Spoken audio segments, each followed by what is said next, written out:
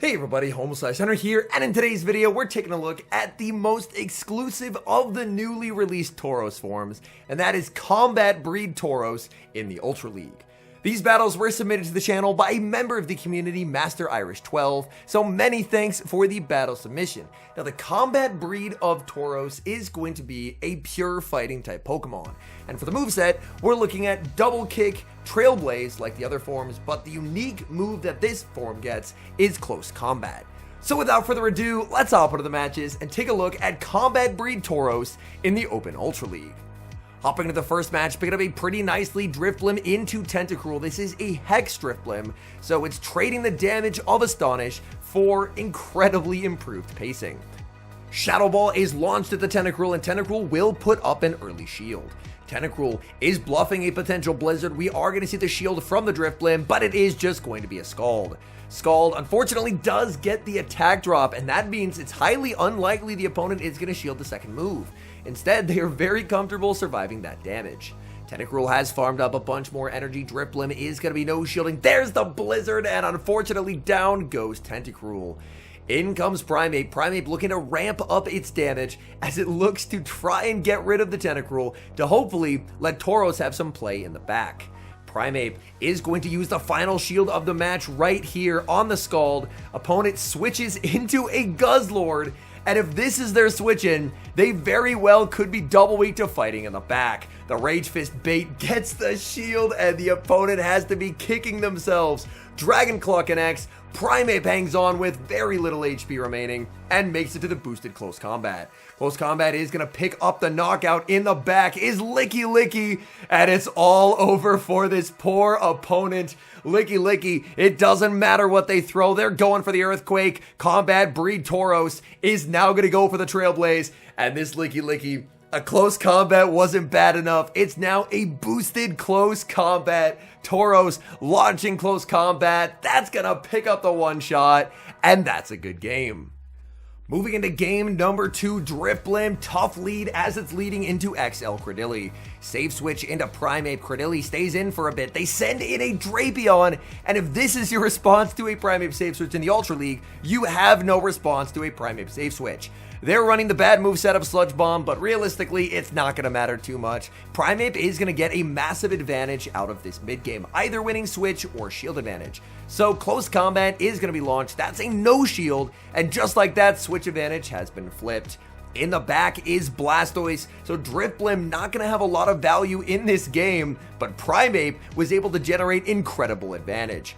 In comes Tauros. Tauros, this version is of course pure fighting, which means it is going to be taking neutral damage from Hydro Cannon, shielding up the first, winning the CMP tie over the Blastoise as it's going to fire off the Trailblaze. Trailblaze is going to be no shielded, and now this Tauros is beginning to ramp up its attack. Hydro Cannon is going to land. There's the switch to Credilli, and Credilli will now get to fire off a Grass Knot. We are going to see a shield from the Tauros. It is going to be the Grass Knot from the opponent, going for the Close Combat, and this is a tough call to make. After the Close Combat, the opponent can probably just go Rock Tomb, but no, they no shield, maybe thinking it was going to be a Trailblaze, and now we're going to see a switch and a catch onto the Drifblim, and that should just be game winning. And there we see it, the opponent is going to immediately resign the match, as they just have no way of beating the Tauros. Drifblim into Runerigus in the next match. Runerigus, a very cool pick, and Rune is going to strike first and grab an immediate shield from the Drifblim with a Rock Tomb. Drifblim now going to go for a bait. Icy Wind still super effective, but it has been debuffed. Icy Wind is going to be shielded up by the Runerigus. Now just going for Icy Wind number 2. The opponent will know this is only an Icy Wind, so they can let that through. But that does mean that whatever damage they throw here is going to be a lot less efficient than it typically would be. There is the no shield and a Rock Tomb. Rock Tomb not going to be enough. Opponent unable to get the farm down, and Drifblim will win the one shield or force the final shield. The opponent actually ends up pivoting out. Oh no, it's Clefable in the back. And this opponent came prepared for the fighting types. Oh my goodness, Runerigus Clefable Core. Rage Fist not going to do a whole lot. And this is just an absolutely miserable spot to be in. Primeape is going to shield, gets the shield call right. Primeape just going to look to ramp up the Rage Fist, trying to do as much damage as it possibly can. The opponent does end up shielding that move, and they will play to the CMP tie that they do not win. This is a double boosted Rage Fist. That's going to get the opponent deep into the red health. Primeape is going to be knocked out here by the Moonblast, and now in comes Drifblim. Drifblim does get the Icy Wind, so the Clefable is out of the way. You just have to hope that Paldean Tauros will be able to sweep, but it's not sweeping that. It's a Grumpig in the back. And the double fighter team ran into a team that had 3 fighting resistances. Where were the fighters supposed to go?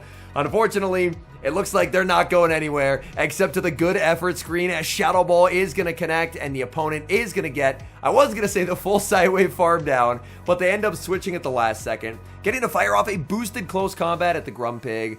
And yeah, unfortunately, that's just not enough damage. Moving to the next match, maybe looking for a bit of redemption, but that's a Pokemon I haven't seen in ages. Drifblim into Alolan Muck. The safe switch into the Primeape building up past the close combat and going to bait with a Rage Fist. The Rage Fist bait unsuccessful, opponent absolutely unflinching, and this is not enough for a Sludge Wave. So we are going to see a No Shield. It is just going to be an Acid Spray, and now we are going to see a switch out into Virizion. Virizion not going to appreciate a boosted close combat here. That does big damage. They try and throw on good timing, and in doing so, now they're going to have to give up a shield or lose their energy.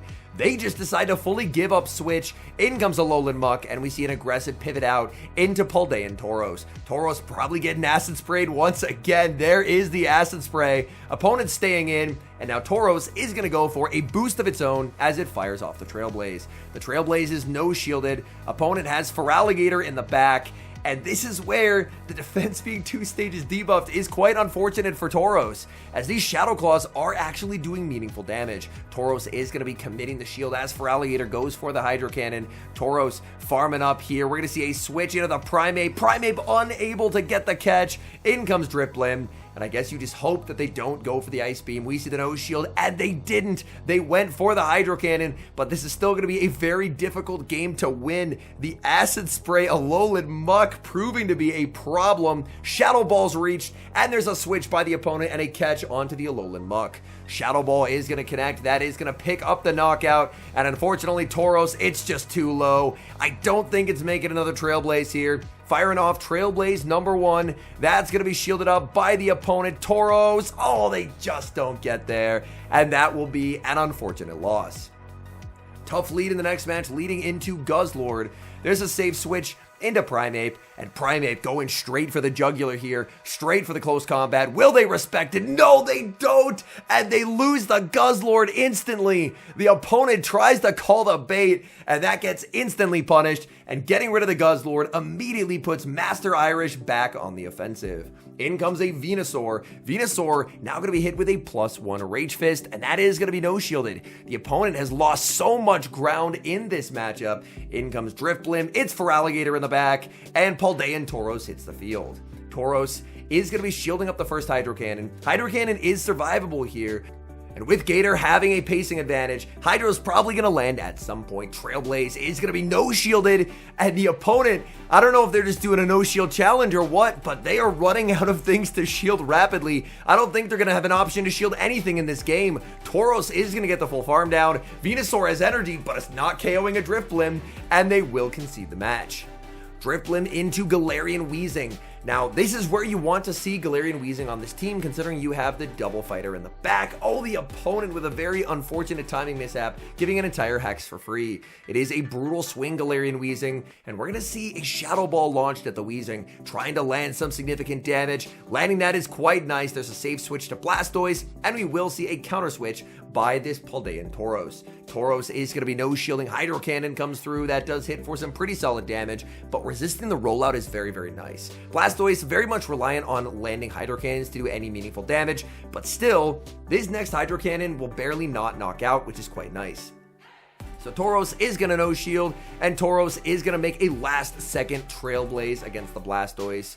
And we'll have to see, is the opponent really willing to sell out for switch? No. Instead, they're just going to go for energy on the Weezing, because they know this Weezing energy is pretty valuable into the Drifblim.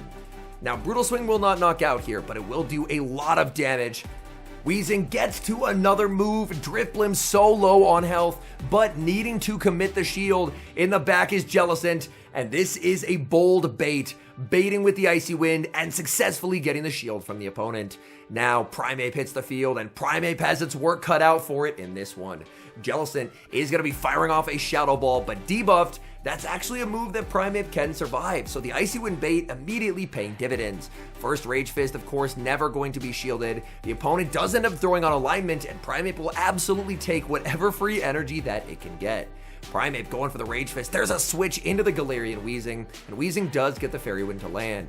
Rage Fist is shielded up, but the opponent, I don't think that's the move they wanted to shield. This Primeape is now absolutely loaded on energy. In comes the Jellicent, and they're just getting swept by a Primeape. Oh my goodness.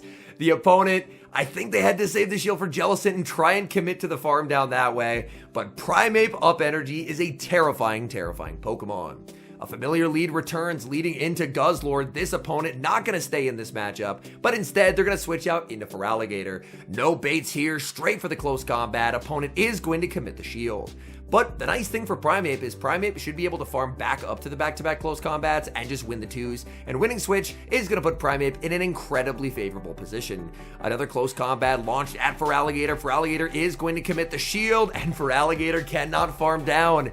Close combat number 3. That's going to be good night for Alligator. Switch advantage and shield advantage have been secured. Will the opponent bring back in the Guzzlord to get the Dragon Tail head start? Yes, they will. But Guzzlord is now going to be answered with the Combat Breed Tauros. Tauros very comfortable surviving whatever the opponent decides to throw here, so we will see the no shield. It's going to be a Sludge Bomb, so they're probably Brutal Swing Sludge Bomb. In the back is Skeledirge. And switch advantage was everything in this game. Skeledirge completely walls off this grass fighting moveset on the Tauros. But instead, Driplim is going to be able to handle this Skeledirge very, very comfortably. Shadow Ball easily picks up the knockout, and this poor Guzzlord is just not really going to be able to do anything against this Tauros, as Tauros does easily have the close combat loaded. Icy Wind is going to connect, and the opponent, they will fire off a last-second charge attack. Hopefully switch timers up so that way Tauros will be able to get the knockout. Oh, it looks like we're just finishing the game with Driplim. The game's a win either way, but I was kind of hoping for a little bit of bad manners with that close combat loaded at the end. Ooh, we switched to daytime now, and we have the Battle of the Hex users. Driplim versus Jellicent. Driplim is going to win the CMP tie, going for an Icy Wind bait. Bit of a risky bait, but it pays off. The shield animation didn't show, but that move was shielded just based on the amount of damage, and we are going to see yes. So that move was in fact shielded. Driplim again winning CMP. The opponent did bait as well, now going for the Shadow Ball. Shadow Ball, we do see a double shield from the opponent. Driplim choosing to let this go. Opponent did go for the Shadow Ball. That's some pretty significant damage. There's a switch into Primeape. Primeape farming up and going to fire off this Rage Fist. Rage Fist into the Jellicent. There's no shields remaining. It's guaranteed to land. Primeape going to let this move through, saving the final shield for the Combat Breed Tauros. Opponent sends in their Primeape, and they win the CMP tie. That is unfortunate, as if you're going to land the boosted close combat, now you're forced to burn that final shield. So Combat Breed Tauros is going to have to sweep in the back without a shield to hide behind. Close combat picks up the knockout. In comes Jellicent, and Jellicent is going to be immediately disposed of thanks to the Rage Fist. Rage Fist picks up the KO. In the back is going to be Drapion. It's a purified Drapion as well. That does hurt my heart a little bit, knowing how much better the Shadow is than the regular, seeing a purified Drapion. But Combat Breed Tauros is just going to build up to the back-to-back close combats, and there's nothing the opponent can do to stop this. They even crunched first, fishing for a debuff, but I think they knew. Fighting type, it's just going to be too much to deal with. Close combat number 1, devastating damage, immediately followed by close combat number 2. Down goes the Drapion, and that game will end in a win. Hopping into the final match, Driplim into Greninja, a disastrous lead, switching out into the Primeape, and Primeape will, actually not be met with a Hydro Cannon. I was expecting them to Hydro and dip, but they bank the energy and send in Virizion. Rage Fist bait is going to be no shielded, but honestly, I think it's a good bait because a close combat will not KO either way. The opponent goes for a Sacred Sword, which is a little bit interesting, as if they have Leaf Blade does actually do more damage here. Now this is a boosted close combat. Virizion is going to get KO'd. And now in comes Typhlosion. Typhlosion going to be met with a boosted Rage Fist. That's going to be shielded up. The Incinerate does KO, and now in comes Drifblim. Driplim will be able to survive this Thunder Punch, so I do really like this no shield. You're basically on borrowed time with the Driplim, and I think you just let the Driplim go. Yeah, try and sweep with this Tauros. Night Slash picks up the KO.